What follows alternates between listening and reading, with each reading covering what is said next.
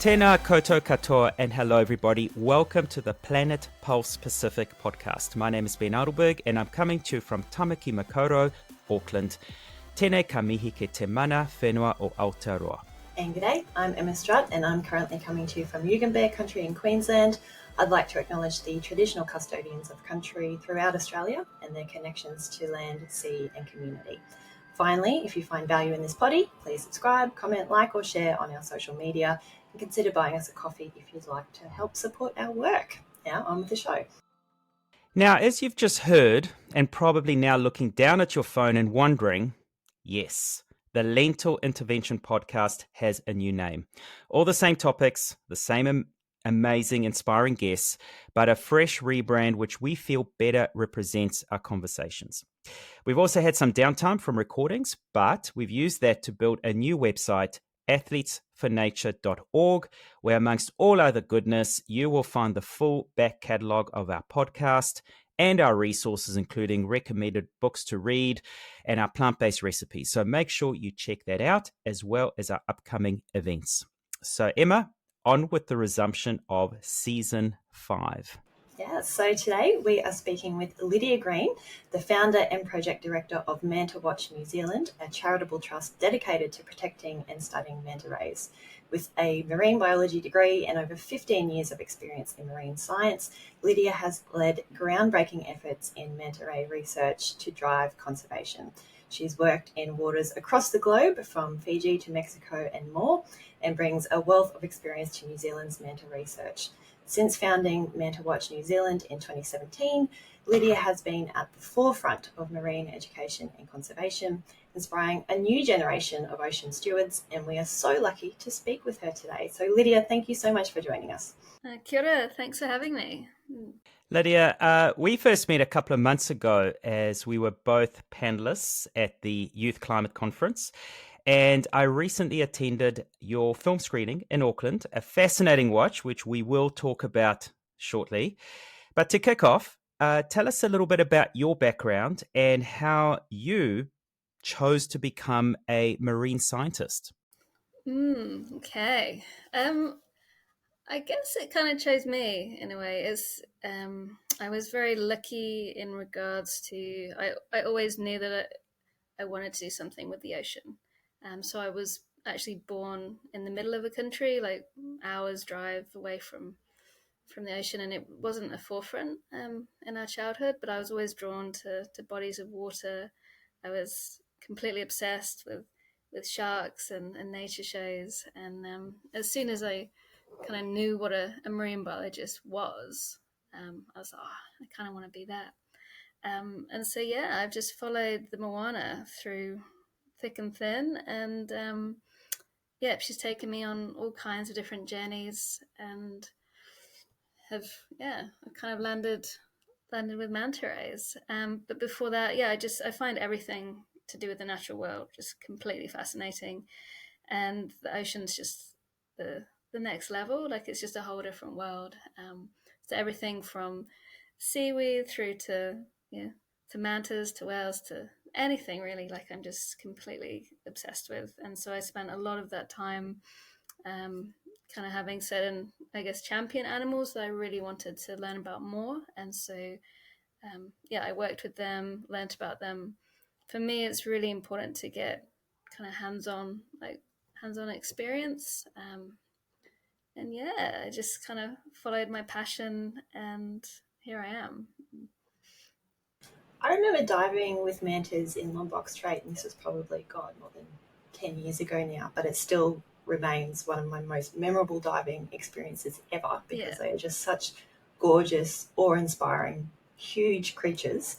Can you share any particularly memorable encounters that you've had with manta rays in the wild that have just made you love them even more? That's kind of a pretty standard response. Hey, they do kind of change. They do change you a little bit when you see them. My first encounter, I was actually in the Philippines, and I was working with thresher sharks. So I was really into those guys at the time, and we were on a seamount about 30 meters down, and we were doing a few little surveys on soft corals at the time as well. And then if we were lucky, a thresher shark would come over. And all of a sudden, like the light just got cut out from above.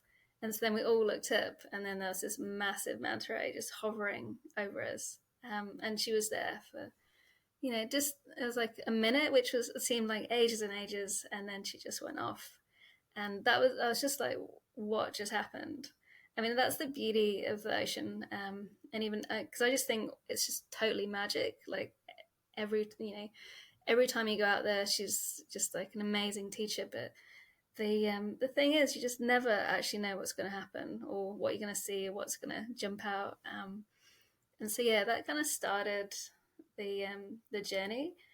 I've been really lucky enough to work in the Maldives, which is like kind of manta mecca, I suppose, where we get cyclone feeding. So it's the only place in the world where basically like these reef manta rays, kind of hundreds can go into this one fairly small bay, and they do all these different feeding strategies. And a cyclone is it can get up to like 12 mantas thick, get fed in from like chains of mantas coming in from the top and the bottom, and they're all working together to create this vortex to get lots of kai. That was pretty overstimulating, and definitely one for the books. But I'd say the biggest thing for me, because one of the main challenges with the New Zealand project was that I got told that it was in the too hard basket, and I wasn't wasting my time, but it's just like, good luck, see how you go type thing. And for us, we stumbled across a mass aggregation of feeding mantas 2 months into starting the project.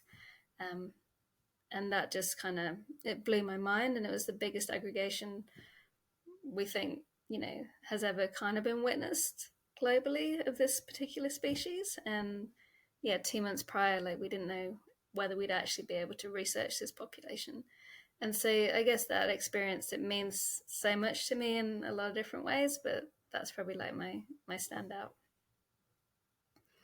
So let's give our listeners an overview of, because you've just mentioned a particular species here to New Zealand. So there's clearly a variety.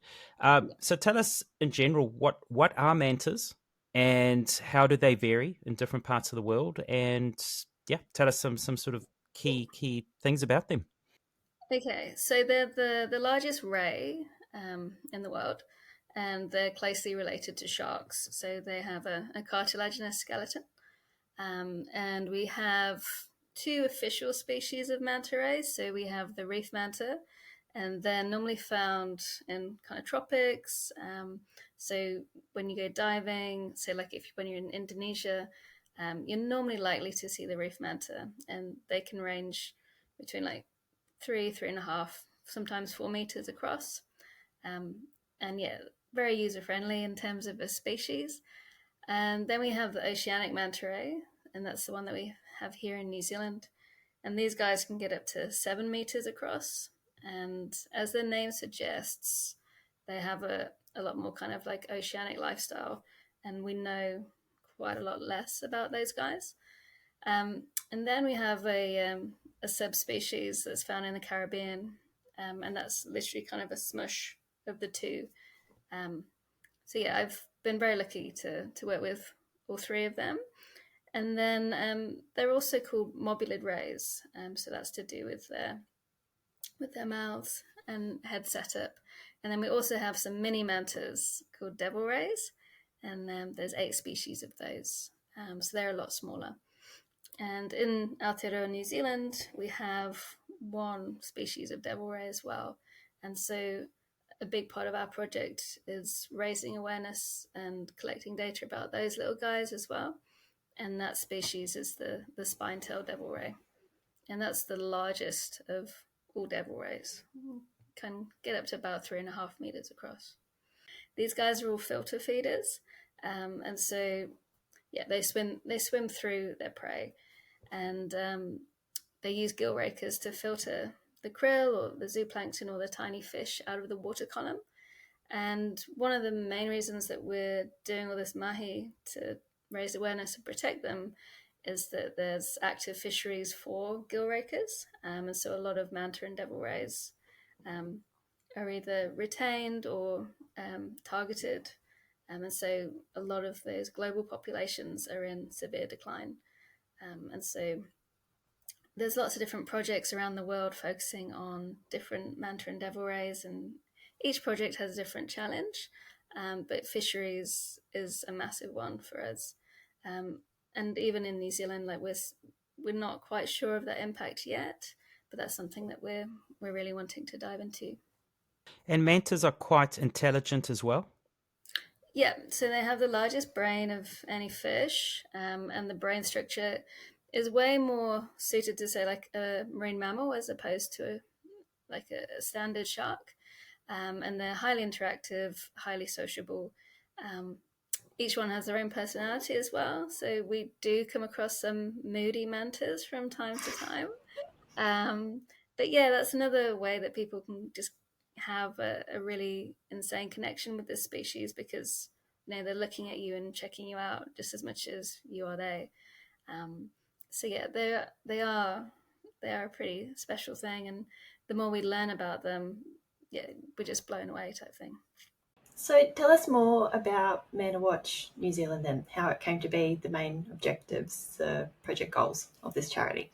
Okay, so yeah, I've up until that point I'd worked fairly extensively in lots of different sectors in the marine sectors in New Zealand. So everything from ecotourism, fisheries, research, and there was lots of stories about people seeing manta rays. And I'd even seen a couple when I used to work on the dolphin boats. Um, and I've been doing a lot of work with the Manta Trust, so like helping out with other projects. And then I kind of just had like this light bulb moment. I was in Mexico on the Mexican project, and I was just like, man, like, because I had my own business at the time, in marine education and recreation, and so I was getting a fair bit of ocean fix, but I wasn't quite getting what I needed, and I was just so I was kind of figuring out all that stuff, and then suddenly I was like, I'll just start my own project, um, and so a lot of it came about from bringing a lot of information together. So there was like bits and pieces, and so initially it was all very citizen science based, and then we partnered with bigger charities, and then we finally got our own boat, or like access to a boat, kind of early 2001, and so we could start actually surveying and researching these animals. So the main reasons we want to do that is we don't know anything about this population at all. So we were starting with like a massive question mark. So how many animals do we have here? How is this population made up? Are they in New Zealand full time? Do they migrate? How are they using our waters? What threats?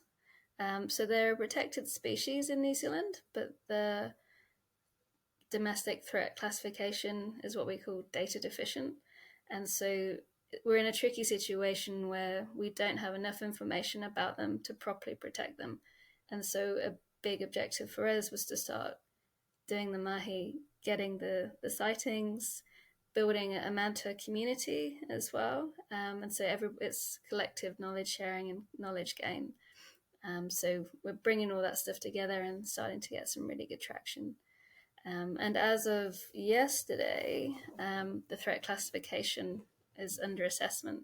And through all of our mahi, we're able to give a pretty solid submission of why that conservation status should be increased. And so what I mean by increased is like get it up. So it's on par with, say, the global endangered status that they have.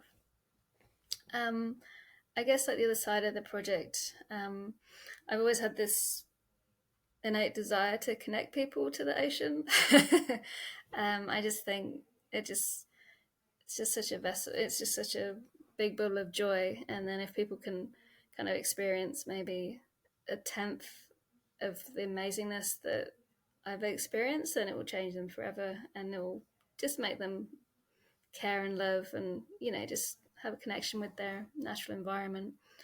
Um, and so, yeah, we really want to use Manta as, well, I call it the gateway drug for marine conservation, because they totally are. Like, they captivate people, and if we can kind of do a two-pronged attack, so protect endangered species on one side, and then get generations of people stoked on the ocean, either again or for the first time, then that's a pretty good day in the office.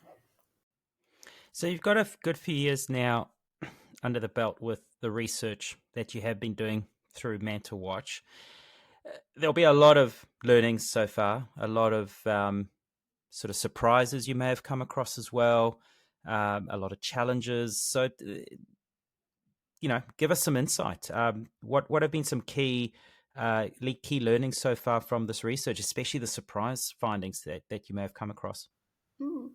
I'd say like one of the biggest things. So a lot of the work that I've been doing is basically kind of crossing out preconceptions, or classic kind of known theories that have nothing to substantiate. But yeah, oceanic mantas are an inshore species. That's been the biggest surprise. I mean, I've always been very much, let's have a look and see what we find. But yeah, they come right close in. So through our sightings, data that we've collected ourselves, and through the general public, and then also our satellite tagging program, we find that they come right in, especially around Tamaki Makaurau, into those really busy shipping lanes, and can be literally under a kilometre away from shore sometimes. And previous to that, everyone thought they were a really offshore species and they wouldn't have anyone interacting with them. So that's been a big one. I'd say another one is that we have lots of heavily pregnant females here. And so through our work, we know that manta love to have kai, so they come here and have like loads of food, but then there's also a lot of significance for reproduction. And so, yeah, from a conservation perspective, it's really important that we get all this stuff recorded and noted down. It's likely that they might be giving birth here as well. So yeah, that's really cool. And through the tagging also, we found out that our population have connectivity with the tropical Pacific as well. And so our mantas are, they're hanging out in the Gulf, and then we have some that travel towards Fiji and to Tonga. We've had one that went straight east, kept going east and east and east, and turned around and came back. And we even had one that went as far as to Bali, which is 4,000 kilometers. So they're really changing how people are thinking about the species globally as well, and what they're actually capable of. And the same with their diving too, like through our tagging data, as they're migrating. When they're wanting to navigate, they'll do some deeper navigating dives, and they're beyond a kilometer in depth. So yeah, just casually breaking all the records, basically. So yeah, lots of surprises. You mentioned the high amount of pregnant mantas that are in the area. Does that potentially make New Zealand a really, really important spot for conservation of the species, considering the reproductive cycle and then how that kind of makes them vulnerable to risks? Yeah, absolutely. So a big focus for us is understanding a lot more about manta romance, reproductive ecology. That's again a really big question mark. There's not really anything to do with oceanic mantas in terms of what if nursery areas for baby mantas exist, and if they were to exist, what they look like. And we've had some reports of very small mantas in the Gulf, as in just around like that 2 meter mark, which would suggest that they're brand new and recently popped out. So yeah, it's a whole arm of research that we're really wanting to lean into. But yeah, as I was saying, kind of because they are heavily pregnant females here, we've seen active courtship. We've had anecdotal sightings of babies. This is their home and they are native to Aotearoa. And then that means from a conservation perspective, they're kind of going on holiday in the winter, which, that's what I want to do. And it's all one big population. So yeah, Aotearoa's waters are really, really significant for this population. And so a really key thing that we're also trying to do is build as much profile for this species in country, and then that will help lobby for further protections throughout the wider South Pacific. So, based on that, what are some of the key threats to the, I guess, the safety of the population? I mean, commercial fishing is always something that comes to mind, with bottom trawling and big nets that pretty much capture everything. Is that really it, or are there other threats as well? Yeah, so we're kind of looking at it in two different ways. So we're looking at it whilst they're in New Zealand waters. So I kind of mentioned before they're going really close in, and then there's way more chance for them to have potentially negative interactions with boat users, both commercial and recreational. If you jump in the water with a manta ray, they can shoot off if they don't want you near them. If you're driving a boat erratically, that's when they can get injured. So we're doing a lot of work in terms of best practice guides and trying to really front foot that in terms of when they're in New Zealand in short waters. In terms of New Zealand commercial fishing, we have had some negative interactions with the longliner and then purse seine fisheries. But there's a lot of mahi that's been going into that in terms of best practice, and we're working. Yeah, it's a big focus area for us just to kind of keep an eye on and promote all the really good work that New Zealand fisheries are doing for manta as well, because they are doing a lot of awesome work in that space. And then the other side of it is once they leave New Zealand's EEZ, they're not a protected species anymore. So that's a key thing. And then high seas fisheries, that's a big blind spot for all manner of really important endangered species. And so we're a string in that bow in terms of trying to get a lot more emphasis onto those places. Because we're not quite sure. In terms of our tags, we've had 3 of our tags pop off in, I'd say, suspicious circumstances, which would suggest that a manta died. It's in a kind of a fishery kind of situation.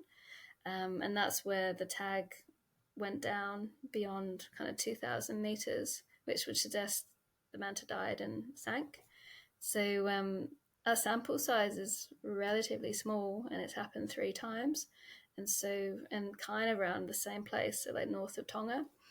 And so so we're kind of getting little insights into those things. So we're really wanting to do a lot of survey effort out there in New Zealand winters when our mantas are in those areas, just to find out, what fishing activities are going on, what methods are there, and just building a bigger picture of how best to hopefully support positive change, like manta positive actions. For, just the local weekend boatie or fisherman, what is best practice to protect them when they're out and about on the water? Well, if they see them, if they can report their sightings to Manta Watch New Zealand, that would be awesome. So there's various ways that they can do that. Like, we're hopefully going to launch a brand spanking sightings app at the end of November, which will make the whole process super easy. But they can also share their sightings on our website and on our socials. The best practice guide will also be available through. We're going to push it quite far and wide this year, but it's really similar to the Marine Mammal Act, because whales and mantas do hang out together. So in terms of speed and like just avoiding cutting in front of them and giving them a clear line of passage type thing, and just being on a no wake speed, so nice and slow. that's kind of like the main things really. And the change in behavior is a big one. If you first come across a manta and it's happy and it's chilling and it's feeding, and suddenly that changes, it means that you're disturbing it. So just letting it do what it needs to do is always a good sign. Now, there's other instances where, and I think this might link now to the film, and I can't recall if it was in the film or the Q&A that you did, but there were some other interesting, I guess, traits of the mantas, and one thing that was thrown around was the whole concept of spa days, that mantas effectively go to a spa for the day. I thought it was a fantastic story. Tell us a little bit more about what mantas do there. Yeah. So manta spas are also called cleaning stations. A lot of places in the world where there's like a tourism aspect, like so manta tourism, it normally involves divers diving down on a cleaning station and then waiting and then watching mantas have a spa date. And so this is where you have reef fish, and they're cleaning the manta ray, so getting all the parasites out of its gills. It's also a place that the mantas can socialize, and they just totally zen out. So the eyes roll back, they're just super slow, they're having like the best time.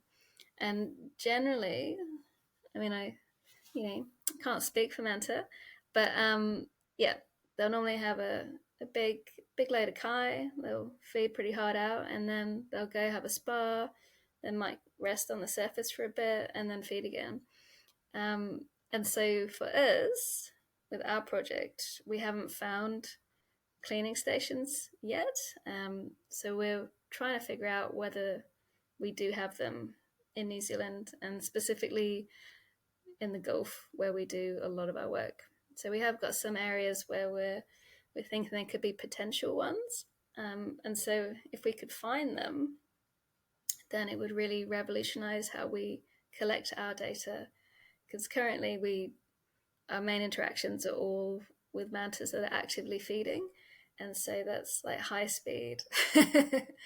There's a lot of logistics involved in trying to kind of get in with mantas when they're you know eyes rolled back and they're having a good feed.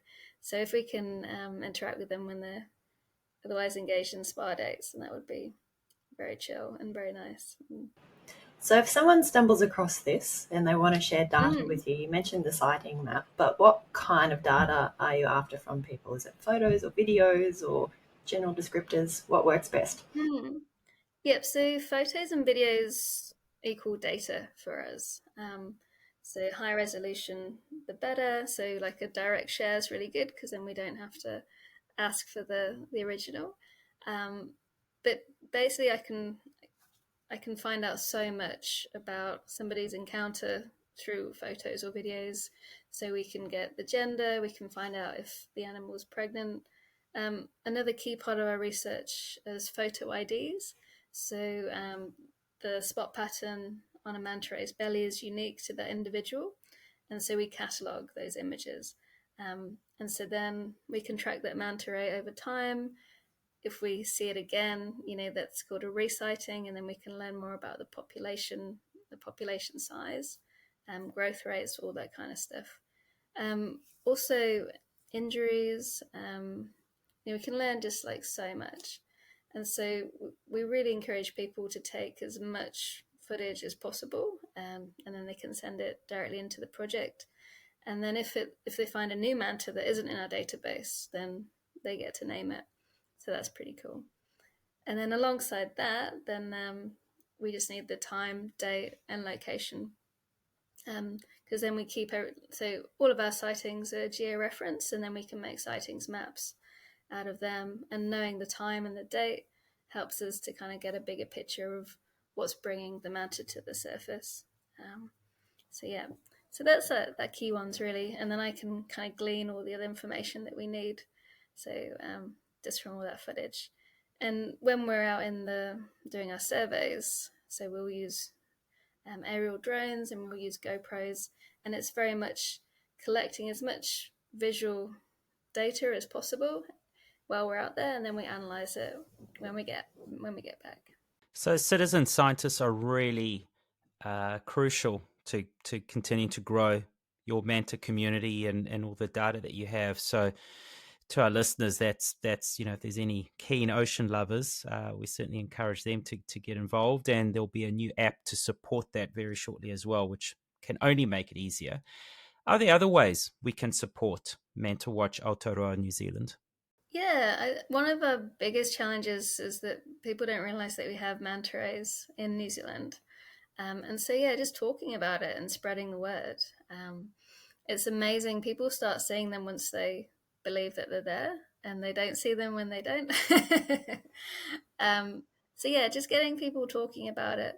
Yeah, there's other ways as well. Like we're a really small charity, so people can donate to us. They can buy merch. We're doing a cool little thing from this year called Donate a Day, where people that do have vessels, the time and the inclination, if they want to be a manta ray researcher for the day, they can take us out and we can, go on a manta adventure, and we can get data and we can get out on the water. So it's a real nice knowledge exchange. Um, I run all of the behind the scenes side of the charitable trust as well. And so people that have any skill sets that would like to volunteer for the project, yeah, please get in touch, and we'd be happy to have a yarn and see where we can support each other. So yeah, it's yeah. Anyway, really. And apart from volunteering, just generally, because you're so experienced now, what advice would you have for any aspiring marine scientists out there that might be interested in studying manta rays or other marine megafauna? Um, yeah, get yourself out there, get yourself in front of people. It's for me. I mean, I was just talking to one of my Manta colleagues quite recently. Um, yeah, attitude is everything.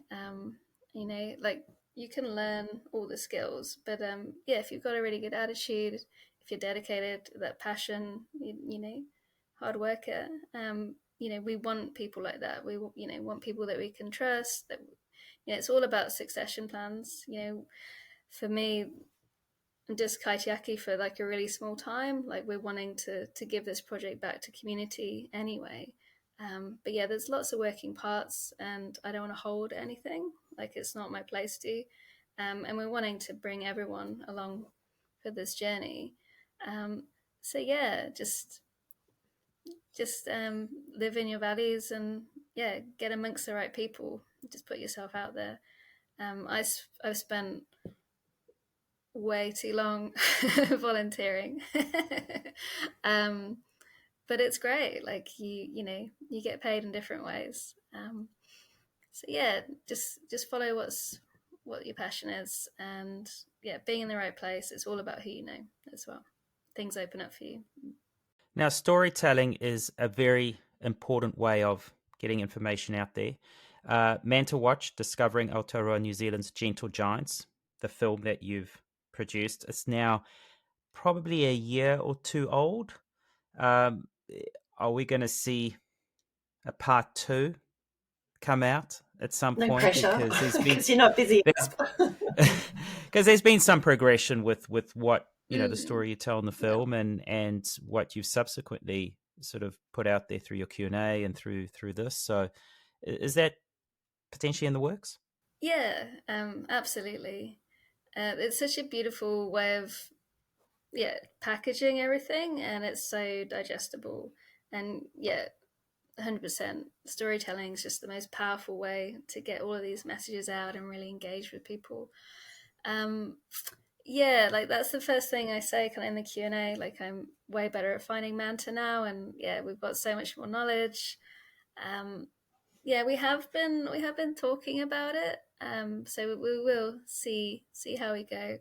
Um, the main thing for me moving forward is um, we the initial film, it's kind of just one lens, and for us, like the bigger story is supporting Mana Whenua's connection with Te Wharahi, and so that isn't my story at all. And so we're really keen to be building those connections. And so I think if there was to be another film, then there probably won't be my face all over it, which is probably, I'm quite happy with that. But yeah, we'll see. I really like, another thing I really love about the film is it's really female driven. And there's a lot of really good representation there for women that want to be in science. So yeah, it's got a lot of cool stuff going for it, and we're just so proud of the team for putting it together, because yeah, we did it with zero money, as well. So it's amazing what you can accomplish. But yeah, in terms of the sequel, watch this space. We'll see what happens. But the current film is still very relevant, and you're It still is. screening, you're still showing. Other than the screenings that you do host yourself, are there other ways of watching that, or does it have to be at a particular screening? So yeah, I've been touring it for about a year and a half, not constantly. I've got one more public screening in Wellington in November, and then we're going to be looking at ways of how we can kind of bring it out. We're also in the process of designing an offshore education program for schools, and we would like to use the film as a key resource within that. So yeah, it's gonna definitely be utilized. We're just figuring out ways how best we can get it out there. But I also do a lot of private screenings for community groups and corporates and all sorts of stuff. So if anyone has a group that would like to watch it and have a Q&A, then we can also make that happen as well. Amazing. So what's next right now? Is summer kind of the busier time? You being out on the water, is that kind Yeah. of how it works? Yeah, it's been slowly revving up. So as I mentioned, like the project, it has got bigger, and I have certain goals that I'd like to kind of achieve this year. So having two teams out at once would be a really good one. We're also wanting to build capacity in the community. So I'm based on Aotearoa Great Barrier, so we're hopefully going to be running some drone courses there. Yeah, maybe finding our cleaning stations, and then kind of getting on with the business of collecting as much data as possible during our time. It's a really busy time, and I'm constantly staring at the weather forecast from mid-November onwards. So it's been nice not having to do that for a few months, but I'm really excited to get back out there. And we're hopefully going to do some aerial surveys as well, and do some really cool collaborations with other NGOs. And so we're just slowly trying to casually take over the country. No big deal. Yeah. Amazing, Lydia. It's been an absolute treat. Having seen the film myself, I'd certainly encourage those in Wellington, if they will have time from the time that this episode is out, to get some tickets before it sells out, because it does generally sell out. But the work you do is absolutely phenomenal, hugely crucial for our ecosystem, for the well-being of our country, our people. So thank you for the immense amount of passion that you put into the starting from zero with nothing, producing things with nothing, but you're doing so much, and people like you certainly are too few of. So thank you so much for giving up a little bit of your time to come onto the show. It's been really nice to finally make this happen. It's been something we spoke about when we first met a few months ago. But thank you so much to our listeners. Click on the links, follow the social media. There's a lot of amazing stuff on there. Become a citizen scientist. It takes nothing. You see one, you take photos, you take videos, you post it, so we can all be a part of this amazing Manta story. So again, Lydia, thank you so much for coming onto the show.